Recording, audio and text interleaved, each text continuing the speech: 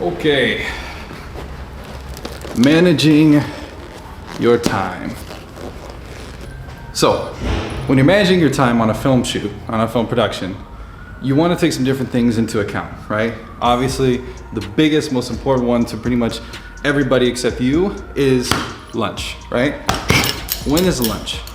Lunch is one of those times that things can slow down drastically. So what that means is that the flow of the set can slow down because people get out of the loop. People get out of the zone. Everybody can. Just because the main actor or actress or whoever hasn't gotten out of the zone doesn't necessarily mean that the grip didn't get out of zone. And you having your grip that's out of zone, you go, oh, well, what does that matter? They're just, taping and fixing and setting things up, right? They're just behind the camera, they're just crew. Having somebody like a grip not be in their zone and not be on time and not be doing the right shit can really fuck up your day. And then you're pissed off, they're pissed off, everybody's pissed off, and having the back of house mad at you, not where you want to be. It just isn't. So how do you keep things going on a situation like that, but also give people freedom? You block things appropriately, right? If you start a scene, the last thing you really want to do, unless you absolutely have to, is stop the scene, okay? Until it's done. Once the scene is done, then you can go ahead and go forth with it, right? Because the scene's done, now they can move on, now they can get into the next one once they get down for it, and now it's not as nearly as big of a problem as if you stop directly in the middle of it. So try to think ahead of that. Also, you have to think about the sun, right? If you have an outdoor shoot, right? Like, here, quick story time, okay? There was a film set that I was on where we sat down, I spoke with the director, and I had just moved to LA. And so I said, hey man, I'm looking to get on some projects, I'm looking to do some stuff. And I just kind of met this guy through Facebook, and I said, if you have anything, I'm down to just work with you, So if you want anything, like here's what I've done, here's all this kind of stuff. So he would go, oh yeah, you've done some cool stuff, but man, you really haven't made anything big, you haven't done anything, so we'll see. And I was just like, come on man, but whatever. Like, I was new to the stuff, and I was just like, I've been here before. I'm like, I just let it wash off my back, and I was like, it is what it is, right? Because this film industry is not fair, it's not nice, it's not kind, it's not any of those things. So I didn't expect it to be. So what I did do though, is I took what I had. Basically what I had is, I had one connection out of no one else, and I was gonna see if anything was gonna happen with them. So if anything was gonna happen with them, I wanted to be a part of it, just until I started meeting people and started seeing kind of what else was out there. And so I did. So I decided, he invited me to this project, and I said, okay, you know what, I'll be on that project. They said, what do you want me to do? And so I was expecting him to ask me to be something like a PA, But he goes, no, your cinematography is actually really good.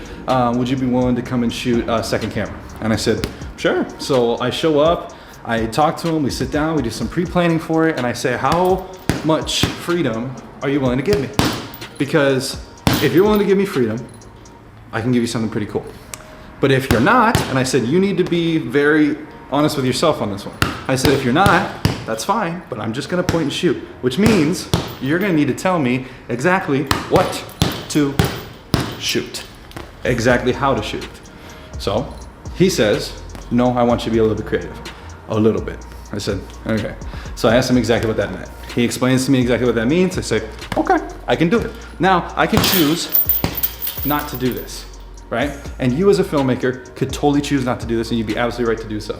However, I looked around at my situation, I said, I don't have much else going on right this second, so I might as well just do this because there's nothing else going on, and who knows what it could lead to. More often than not, people like him are not the people that you need, or not the people that you meet that help you get anywhere or do anything. Hence, he did not help me get anywhere or do anything. It's the other people that come in to help out on their projects that you could meet. This business is all about who you know and where you connect. Especially when you connect off of a really bad set, man, some of those bonds you'll have for life, because it's like a shared trauma, And they go, man, you remember that one set? Oh my God, with Timmy? Oh my God, that was horrible, man, but we made out. That was a bonus. Anytime they think of it, they think back to you. They think back to how you made it bearable, and you think about them, and you'll have that help that will be real, legitimate, loyal help. They'll remember you. So I decided to go for that. So I go to this film shoot, and we go to this film shoot, I tell him the same thing that I'm teaching you now. Where I say, hey, it's an outdoor shoot, we really need to plan our stuff, and having your third scene get cut in the middle by lunch, probably not the best idea. He goes, no, it'll be fine, it'll be fine, it'll be fine. I said, okay. I said, well, we got to beat the sun. I said, if we really push this, if we really did it right, I said, we really plan it, we could have this thing shot in 4 hours. And I go, not including the driving. I said, the shooting. And he goes, oh, yeah, right. I'm like, okay. So he doesn't take my advice, which is fine. You know, everybody is not going to take your advice. You're not the all-knowing, all-seeing being that knows everything, okay? I'm not. I never pretend to be. However, I do know my shit when it comes down to this stuff because I've done it so many times.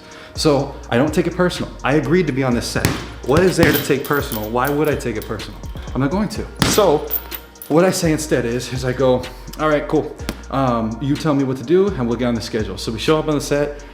It takes like 30 minutes to get it, you know, get started on the thing, but it's fine. You know, sometimes you get a slow start and then you start getting into your groove. And like I'm arguing right now, getting into your groove is something so important to try to keep going on.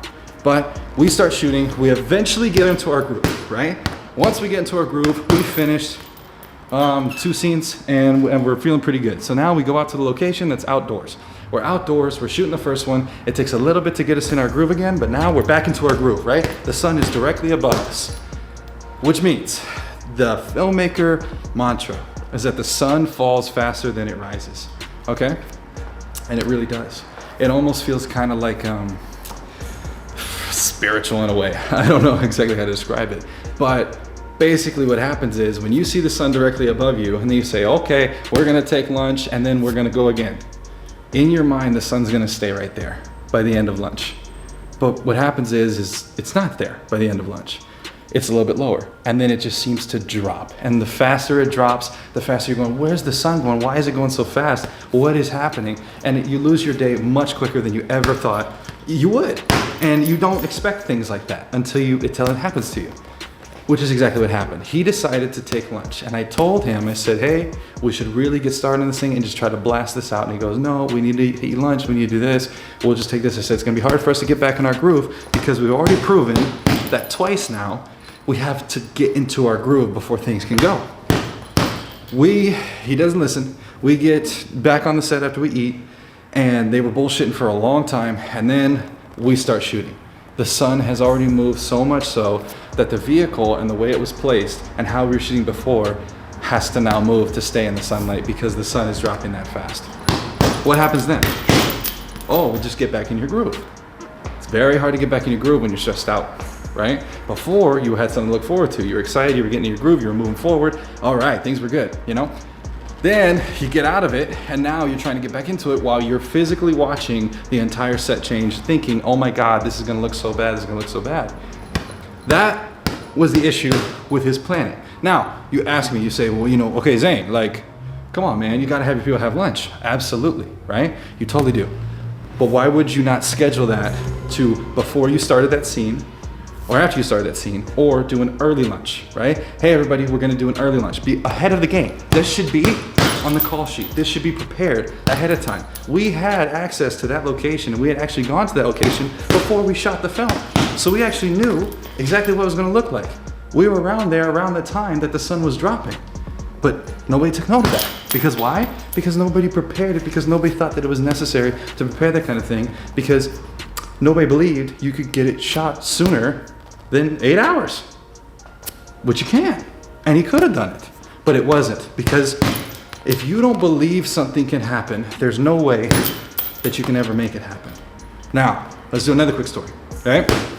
How did I learn that I could shoot in 4 hours?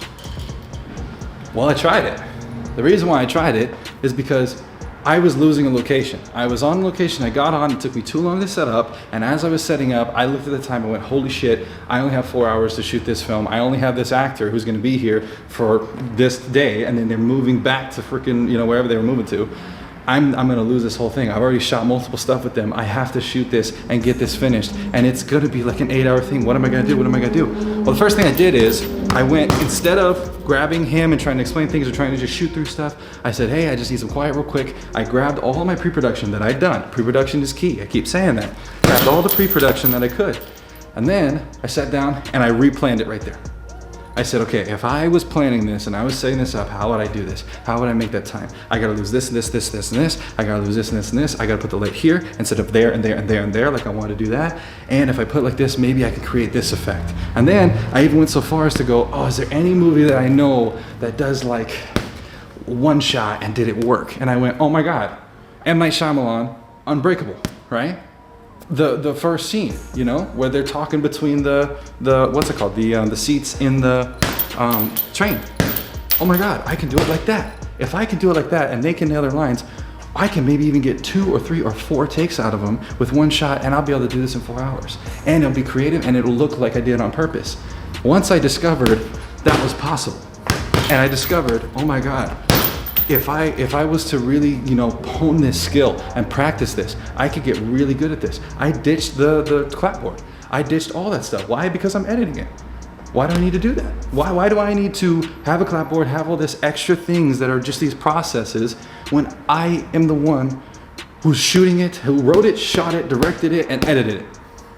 It doesn't make much sense. So then you think, well, okay, Zane, you know, I don't have the ability to shoot and do all of the jobs, and my editor is the one who they have to do it and they want it done like this. Learn your editor, right?